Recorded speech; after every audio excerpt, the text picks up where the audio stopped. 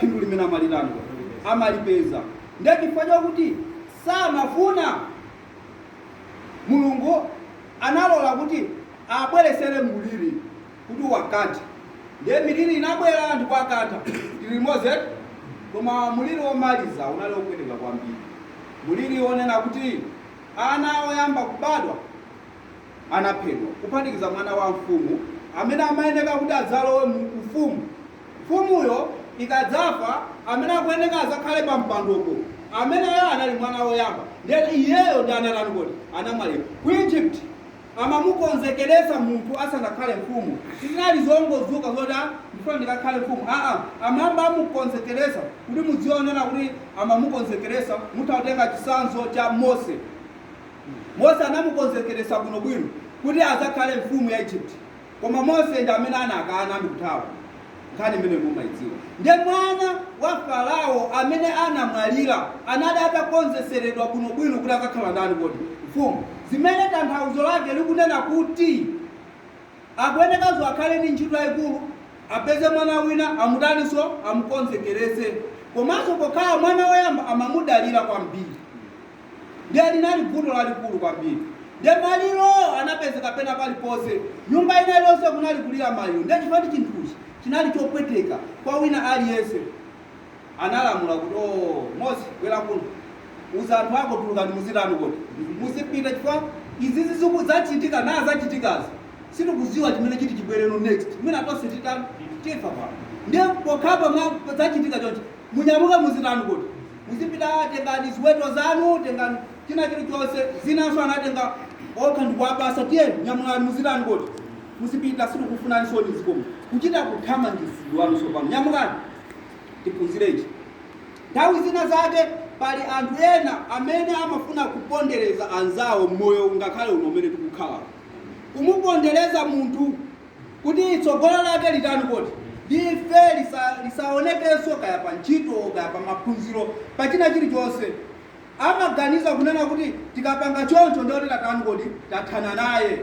Ndiye Mulungu mukakhala kuti muli mwa Mulungu mumakhulupirira Mulungu, Mulungu akakuyenderani amasintha nyengo zanu. Ndiye anthu aja amatha kuzaona kuti no mavuto tayamba kukomana nawo ndi uja tisitimafunira chani kodi zabwino uja. Ndeno zikafika potero zimakhala ngati mmene zinachitikira apa.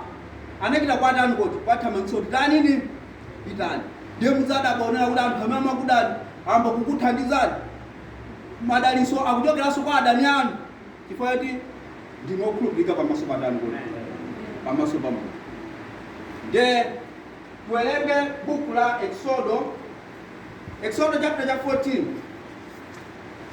Exodo chapter 14 ndiwerenga nanu mukuwerengere verse 1 kufika 3. Exodo chapter 14 verse 1 kufika 3. Audubani verse 1 kufika 3. Ndipo Yehova ananena ndi Mose ndikuti, verse 2, lankhula ndi anthu a Israeli kuti abwerere mbuyo nagone patsogolo la Pihahiroti pakati pa Migidoli ndi nyanja ya Mchere patsogolo pa Baala Zefoni kandunji pache mgone pa nyanja 3. basi machidule kani kunena kuti ana Israeli anatuluka dziko la Igupto. Ndiye Bible kufotokoza kunena kuti pamene amapita ku Kenani njira inalipo yayifupi yomwe akanangoyenda nthawi yochepa afika kujani kodi ku Kenani. Koma njirayo kunali Afilisti, unali adusa mu dziko la ndani kodi la Afilisti kapena kuti Mapalestina. Ndiye chifukwa anthu anali amphamvu, anthu odzuka bwino. Ndena awa kuchokera ku kapolo za nkhondo samazidziwa. Mulungu ananena kuti mukati muduse njira imeneyi muyamba kudodoma. Mukadodoma mutani kodi mubwerera. Ndiye mudusa njira ya mchipululu. Mukadusa njira ya mchipululu mpaka mukafike kuti ku Kenani. Ndiye njira ya mchipululu iyi inali yayitali zoti zatengera zaka zonthawi yotuluka zaka zotuluka tili limodzi. Ndiye anyamuka sakudusa njira yayifupi akudusa njira yayitali. Ndiye akuwauza kuti aduse mu chipululu. Ndiye anena kuti kumene amadusa kusogolo kwawo kunali nyanja. Ndipo atafika mphepete mmenemu ndiye Mulungu akumuwuza Mose usiwa chani pakali panopa tauze ana Israeli kuti mubwerere pambuyo. Afika kale kugombe uko mali mudani mubwerere pambuyo. Mukabwerera pambuyo mukale pamalo ena. Ndiye akumuwuza Mose kuti ndilimbisa mtima wa Farao tolinga chonena kuti akutani ine akusatira.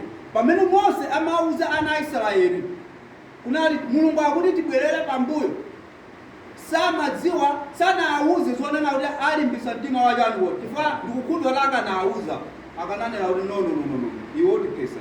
Koma nazo timubwerere mukhale pafupi ndi Pihahiroti. Mukakhala pamenepo ndikuwuzani zochita. Ndiye anakhala anakhona. Ndiye akunena kuti zimene zinachitika kwa Igupto tsopano. Anthu kupita kwa Farao. Tanena kuti ana Israeli athamangisa. Awuza kuti nyamukani muzitani muzipita okha. Farao ndi adindo ake anena kuti nyamukani muzitani kodi muzipita sitikukufunani soni mu. Ndiye akubwera amuza Farao Farao no anthu aja amatigwirira ntchito aja achokadi kulibeko donani kulibe apita zatika bwanji kuti chine chilike njani kuti anthu amenayo koma muziko munali maliro iwo amadziwa zoti munali chando munali maliro. Ana oyamba kubada anamwalira ndipo okha ananena kuti azitani kodi azipita. Ndiye akhanga akuzizimuka zakhala bwanji apita anthu aja donani apita ndiye zikhala bayana tigwirire ntchito ndani. Ndakuti kodi zakhala choncho afumu aja khanga dakudaba koma nawo anatani kodi. Ndiye amene ameneka kupereka mawu otsiriza okuti nyamukani anali amfumu. Ndiye siuti amfumu samadziwa amadziwa kwa nthawi iya amaoneka kudaba apita eti. Ndakuti ngati zili choncho tenjatanini tasatireni ayiwala kuti amanena kuti inu musakhale so mujani kodi mzikomo atitenja asatireni. Ndeno anatenga nkhondo anatenga ankhondo anatenga magaleta anatenga akavalo. The Bible ifotokoza kunena kuti anatenga akavalo osankhika amene amaona kuti awawa ndi apaderadera special.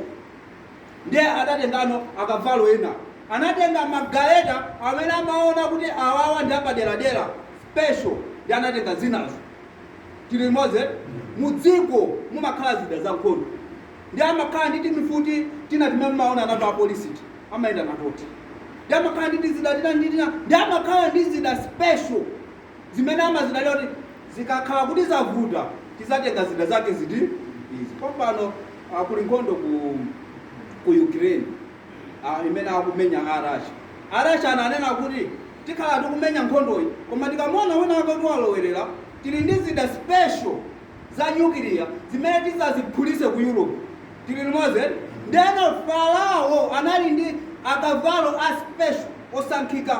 Ndiye ananena kuti mukumbukira kuti ana Israeli anali akapolo sanali ankhondo ya koma kwatengera zida za special ndakuatsatira atitenawolo tikapeza pamene pachapo tikakoka ataniso abwerere zachibwana sitimafuna ya ndakupita kwatsatira. Nde ana a Israeli aona kuti tikumva ngati phokoso kodi chikuchitika ndi chani kutukula maso akona no kubwera magaleta kubwera ndibidu ndinkhondo achokera kwa Igupto auziona anthu achokera sukujala kwa Igupto ndi Farao ndi ankhondo ake. Ndiye umuza Mose waiona nkhondo kubwera iweyo atidulusa kumene kujako kuti atiyeni kukenani ife mbasangala kukenani nawo panopa ikubwera nkhondo mukuganiza kunena kuti waja atenga zida zawo atenga magaleta awo atenga zinthu zawo zina zoti sanazione waja. Ndiye anala kunjenjemera kuti Mose unapangira njiji mtume kodi ife tinauza kuti ufuna kupita kukenani kwa Igupto kuja tunali bwino omwewo amadandaula kuvutika ndi chani kodi ndi ntchito. Koma pamene zafika apa ndakuti iweyo matitengeranji iweyo Mose vuto ni ndani woti ndiweyo ngati tini tifere pano vuto ni ndani ndiwe. Ndakunena kuti iweyo Mose Mulungu akuone mwapadera anamuza choncho Mulungu akudani akuone mwapadera tifere pano akuti ifeyo tikanakhala kuti ndi bwinolo tafa tikafere kwa Igupto kuja kumene kuja kuli manda akanatika muzanga manda ndi apa nkhondo ikubwera ndeyipha Aisraeli wonse akafera apa paliso za manda apa maganizo mwawo amugazo na akafera apa paliso za manda ndi maganizo mwawo amafuna akayikidwe mmanda abwino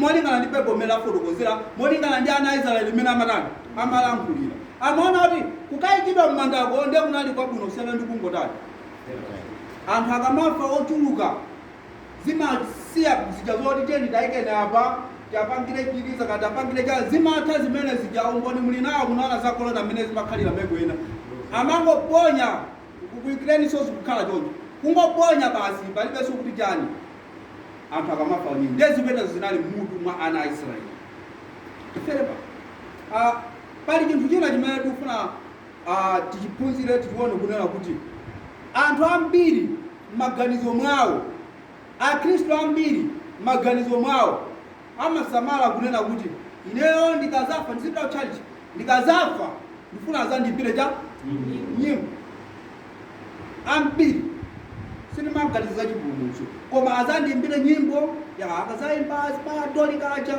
kaiwaye pamenepo ndi akazabwera abusa ndikulalika pamenepo zizakhala bwino kodi muzizamva muzizaona koma zimene zimakhala chani midu mwanu basi akatike pamanda abwino ana Aisraeli amafuna zimene zopanda ntchito zopanda phindu ndi nkhondo ikutani koti ikubwera ndi amutembenukira Mose ndi Mose ine sindinafune ndekha kuti nditenge ana Aisraeli zipita nawo ku Kenani lero anduki sindinafune ndekha kuti tibwerere kuchokera pagobe paja pepete manyanja muja kuti tibwerere mbuyo muno ndi mulungu amene anadani koti anafuna anandiuza kutero ndiye ndeka kudani ndimuuze ndani koti mulungu ndimuuze mulungu nde alira Mose akunena kuti eda stima akunena kuti chani verse losatira ndiye tiwerenga pa Exodus 14 verse 15 pa 19 pamene akunena kuti ndipo Yehova anati kwa Mose ufuuliranji kwa ine lankhula ndi ana Israeli kuti aziyenda 16 talimba verse lo Mose anakadandaula kwa Mulungu kudandaula kuti mwandiuza kuti nditenge anthu awa ndipite ku Kenani lero Aigupto akutisata afuna kutipha Aigupto aja lero anthu andidani kodi anditembenukira Mulungu baba zikhala bwanji mundipulumutse nde Mulungu akumuyankha Mose ndiye tidzionera kuti ngakhale ku mpingo pamene pena paliponse anthu amakonda kuwukira atsogoleri anthu amasangalala atsogoleri aja akamabweresa zinthu zabwino koma zinthu zikakhala zikuvuta ndi amadana ndi ndani kodi atsogoleri amati olo munali ku meeting munali ku meeting ndiye makambirana nonse kumene kuja program iyende chonchi tagwirizana ndiye zinthu zija sizikuyenda mmene munalani munagwirizanirana si munthu kuti amene wapangisa koma program yanu sinaende mmene mwalani ndiye anthu timaloza zalanda mtsogoleri kuti zonsezo ndi atsogoleri ati achecheda zonsezo ndi adikoni ngati zikutere zonsezo ndi amenewo zimatero ndiye chimozimozi mmene zinakhalira ndiye ngati mtsogoleri ukuyeneka uzidziwa amene ukumutumikira kuti ukutumikira ndani chifukwa ngati sikutumikira Mulungu umachosa maganizo nzeru zokuti ukhale nawo anthu aja bwino mosogozedwa ndi Mulungu umayamba kugwisa ntchito cha nzeru zako ndio ndipanga chonchi zimakhala zolakwika zokhazo Mose chisazo chabwino anaona kuti kwabwino ndifuulire kwa ndani kwa Mulungu ndiye yankho la Mulungu anena kuti usavutike ndikufuulira kwa ineya palibe ku nthawi yotuzili kambaso koma chimene chikufunikira pano simati nkhondo ikubwera aje na Aigupto akubwera ndi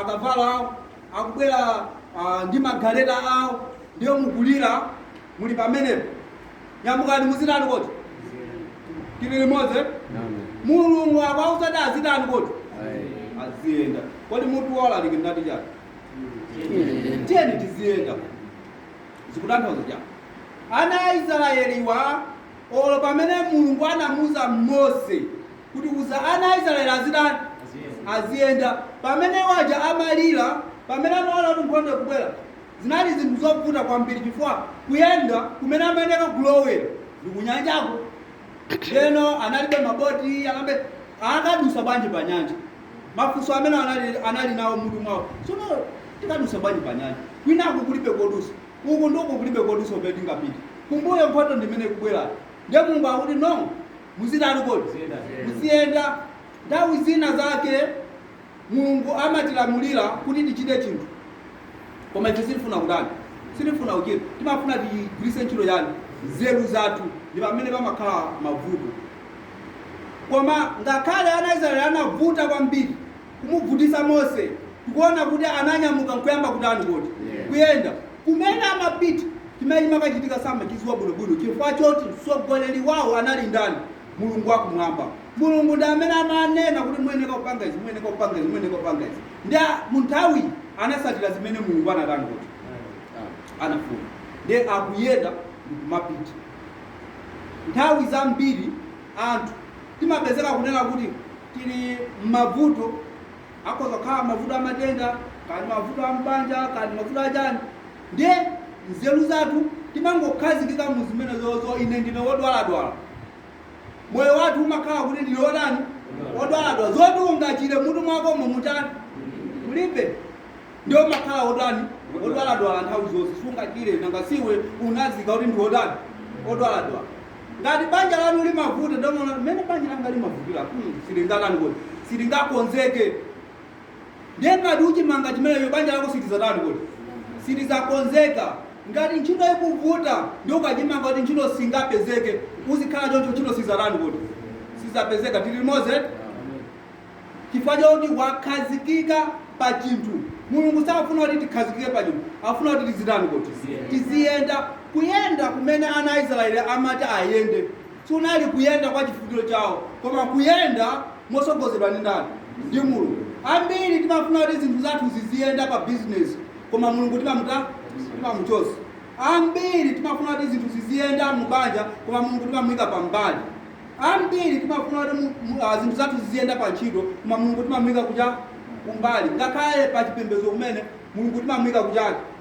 timafuna mwina kungozionesera zinazo ifoti timapanga ifoti timati koma mulungu pakakhala kuti pajani palibe limenelo ndi limene limakhala kuti ndi vuto koma mulungu anawuza ana Israeli kuti aziyenda mosogozedwa ndi ndani kuti ndi mulungu ifenso tikuyeneka mu zinthu zathu zimene tikupanga tiziyenda mosogozedwa ndi ndani kuti ndi mulungu pitiriza nasogolera verse ya 16 ndipo iwe nyamula ndodo yako mutambasulire dzanja lako ku nyanja nuyigawe kuti ana a Israeli alowe pakati pa nyanja yowuma 17 ndipo ine taonani ndidzalimbitsa mitima ya Igupto kuti alowemo kuwatsata ndipo ndidzalemekezedwa pa Farao ndi pa nkhondo yace yonse pa magaleta ace ndi pa okwera pa akavalo ace 18 ndipo Aigupto adzadziwa kuti ine ndine Yehova polemekezedwa ine pa Farao pa magaleta ace ndi pa okwera pa akavalo ace katokoze fanya werenga bwana ndeno tikuomva molingana ndi mavesi mene akufotokozera ana Israeli aja ayenda afika pa nyanja ndeno nyanja ndi imeneyo nde adusapo bwanji nde anawatipanga bwanji nde mulungu akuona kuti ana Israeli afika pajani woti pa nyanja dakumuza Mose tenga ndodo yako utani umenye mazi nde Mose anapanga chimodzimodzi koma mukulankhula kwa mulungu anena kuti pamene Mose amenya ndodo yake pamadzi madzi agawanikana ana Israeli akuyeneka aduse goloka potani pouma madzi aja ndoduku anapanga chipiri kwina kwanapanga chani kuti chipiri ana Israeli akuyeneka goloka potani pouma ndi nyanja ndiye kuti panjenga pauma tili limodzi sikudiso ponyowa yayi mulungu akuti potani pouma koma chikhalire panali madzi achani ambirimbiri mulungu amapanga zimene zili zosatheka kukhala zotani kodi zotheka. Apa ndikufuna ndineneponso ana a Israeli Mulungu adamuuza Mose amenye ndodo yake pa nyanja. Mulungu adanena kuti awoloke potani kodi powuma, ndipo ana a Israeli anawoloka potani. Chifukwa chani ndikubwereza? Chifukwa chonena kuti anzathu ena amene amati aphunzira maphunziro azauzimu za theology mwina ndi mwina, komanso masukulu ena amaphunzitsa kunena kuti zimenezo sizoona. Koma chimene chinachitika nkuti nthawi imeneja kunalibe mvula, ndiye madzi anali ochepa, ndiye saidi imene ana Israeli amakawoloka ija kunali konena kuti azingoloka ndi mapazi panali matiti, ndiye sipanali powuma iya. Akuti anaphunzira zachani za uzimu, ndiye anafika poti aphunzira kwambiri, ndiye adaphunzira kwambiri akuti anazionera kuti sipanali potani powuma. Baibulo likuti chani? Akumuuza Mose umenye madzi watani kuti agawanikana. Ndikufuna ana a Israeli aduse pamene ndipo adusa potani powuma. Ndiye munthu akukalemba ndikuphunzitsa anzake kuti ayi sizinali choncho. Timvereza munthu, timvereza Baibulo. Ifa mwina ena azakuphunzitsa ndichoncho. Munthu wina anakaphunzira bwinobwino utenga degree yake za theology, ndi amandiuza ukuziwa amene Bible zina zija amene limafotokozera si mmene zinakhalira ya amatanthauzira mwina koma nkhani ndionera kuti amawoloka iye amati pamatiti, amawoloka pamatiti. Ndiye mwina muzamva zinthu ngati zimenezo. Koma Baibulo osakhala za theology, tikumvana eh? Osakhala zimene anthu ena amatanthauzira. Baibulo likuti anawoloka potani powuma. Ndiye Baibulo likunena kuti pamene Farao chifukwa chonena kuti anthu anafika kuti mitu yawo sikuyenda bwino, kaganizidwe kawo sakutani sakuganizanso bwino.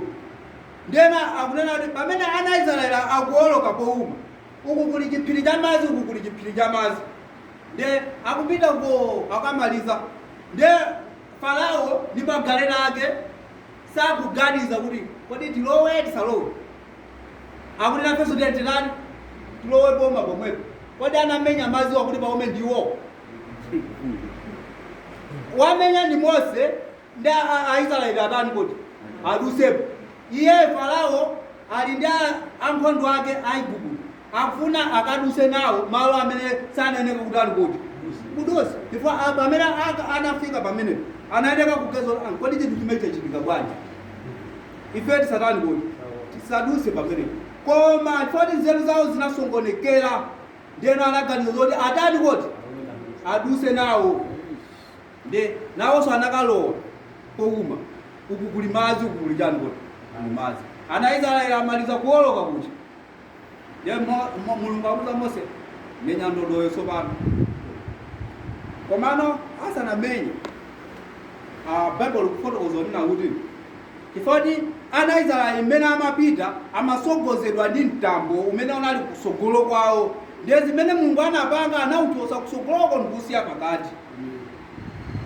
Ndiyeno Aigupto pamene amabwera kusogolo kwawoko ndiye kunali chani mtambo chili limodzi. Ndiye akunena kuti mtambo ndiye munali Yehova, ndati Yehova anamenya nkhondo yonena kuti magaleta awo anambo osayenda bulumango gubujo kuwonongeka kugujubuka chili limodzi. Ndiye anaona kuti no, mene zinthu zikukhalira pamene koma tosabwerera aona zamba kuchoka komosarani, koma ali pakati pa madzi, kukuli chipiri, kukuli chipiri, sakutani kuti sakubwerera. No, tiyeni basi aja asawoloka ife sitirani kuti tuwoloka. I don't know kuti mmene zinachoka kaena menda pasi, I don't know. Koma akuti Mulungu anamenyera nkhondo ana Israeli aja sanamenye nkhondo, kwa Mulungu anamenyera nkhondo kuti azuzike asanafe. Bible kutero.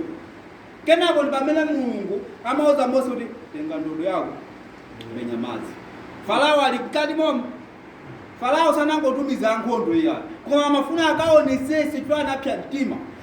Nayenso ali mkati momwe, ndiye osaja alowa ali pakati pa madzi, ndiye madzi aja uja wamenya, madzi aja kutani kuti akubwerera. Ndikuyambanso kuthamanga mmene amatani. Kaya munamba maonapo munthu atapita ndi madzi, akupita ndi madzi, munamba maonapo zimakhala zinthu zoopsa chifukwa amamugudubuza. Ndeno anthuwa anali mmagaleta, anali ndi akavalo. Ndeno chomwe mwachisanzo kuti m'madzi muja mmene mumapeza kuti muli zipika ngati m'mitsinjemo zimatha kutheka zonse. Ndiye munthu akamapita ndi madzi akachita sukaso chipikaso chimatha kumutani kuti mwina akayamati amatha kusambira chimabwera chipika kutibula zimene zija zoti ndimatha kusambira zimathera pati koma. Ndiye awa anali ndi magaleta mutani kuti madzi ndi akavalo anali muti ndi madzi aja ndi mphamvu akumana amba kutani kuti ndiye kunali kuwagudubuza ndikumamenyeseka ndi akavalo awo onse. Anafera pati anafera koma anafa chifukwa chani anthu amene wawa. Ana Israeli anapulumuka chifukwa chani? Ana Israeli anawoloka powuma chifukwa chani? Chifukwa kuti anamvera Mulungu. Ngakhale anayiona kuti nkhondo ija ndiyoopsa ikubwera koma anasankha kumvera ndani kuti kumvera Mulungu. Choyambirira Mulungu adawuza kuti wauza ana Israeli aziyenda, iwo anayamba kuyenda. Vuto lalikulu ndiona anthu sitimvera zimene Mulungu akutani kuti akufuatira funa tizipanga zathu. Ndiye chifukwa timafuna tizipanga zathu tizafa tili mu uchimo. Limene ndiye vuto lalikulu. Anthu ambiri ndionena kuti tinapanga timetable, anthu muzapeza kunena kuti no pakadali panopa ndibachimwa kayi uchimo umakoma. Ndiye ndibachimwa ndikachimwa ndiye ndikazaona kuti panopa ya mina ndinasaba mwana kufa ndizalapa. Anthu amatero uzapeza anthu ena amapanga zigololo, ena amamwamo, ena amatani, ena amapa azakuzanira nthawi izakwana ndisalapa kusogoloko. Inu mukuziwa kuti kumapeto kwa moyo wanu kuzakhala kotani? Simukuziwa koma kumakhala kuzinamiza. Limenelo ndiye vuto lalikulu. Ndiye ife tikamakhala ndi maganizo onera kuti ayi mwina tikamazafa ndiye zizayenda chonchi. Naam, tiyeni tisatireni chimene Mulungu akutani kuti akufuna. Kuwerengereni buku losatira Exodo. Tiwerenga buku la Efeso. Kuwerenga pa Efeso 5 verse 15 pana 17. Efeso chapter 5 verse 17. Verse 15 pana 17. Chifukwa chake musakhale opusa. Izimva anthu amene akuwerengera bwere. Amen. Kwambiraso chifukwa chake musakhale opusa koma ziwitsani chifuniro cha Ambuye nchiyani. And say kwambiraso pa 15 nambira pa 17. Potero penyani bwino umo mwendera simonga opanda nzeru koma monga anzeru. 16 akuchita machawi popeza masiku alioyipa. 17 chifukwa chake musakhale opusa koma ziwitsani chifuniro cha Ambuye nchiyani. 18 ndipo musaledzere naye vinyo. Tamva vesi lizimene lunenati akuti tipenye bwino umo titani tiyendera. Tili limodzi? Tiyendeka tipenye bwino umo titani tiyendera. Mutu wa Uthenga linati tiyeni tizitani. Mulungu anawuza ana Israeli kuti azitani. Ndeno Mulungu akuti tikuyendeka tipenye bwino umo titani kuti tisakhale ngati anthu otani kuti opusa koma tikhale achani kuti anzeru. Kuti tikhale anzeru ndikutani? Ndiye vesilo likunena kuti tifune kuti kodi chifuniro cha Mulungu ndi chani. Chifuniro zimene Mulungu akufuna ndi chani? Tichite ziti? Tikachita zimene Mulungu akufuna ndiye kuti tikuyenda mwachani kuti mwanzeru. Ngati tiyenda koma osachita zimene Mulungu akufuna ndiye kuti ndife anthu otani opusa. Zimene vesi likunena tiyeni tiziyenda koma kayendedwe kathu tiyende mwanzeru tichite chifuniro cha Mulungu. Kuti chifuniro cha Mulungu ndi chotani? Werengani vesi lomaliza. Ndikuwerenga buku la Aroma 13 verse 11. Aroma 13 verse 11. Ndipo chitani ichi podziwa inu nyengo kuti tsopano ndiyo nthawi yabwino yakuuka kutulo. pakuti tsopano chipulumutso chathu chili pafupi koposa pamene tinayamba kukhulupirira. Talimba vesilo akunena kuti chachikulu chimene tingatole chimene Bible likutiuza pamene chonena kuti ati chipulumutso chathu chili pafupi kuposa mene tinatani kumbuyoko.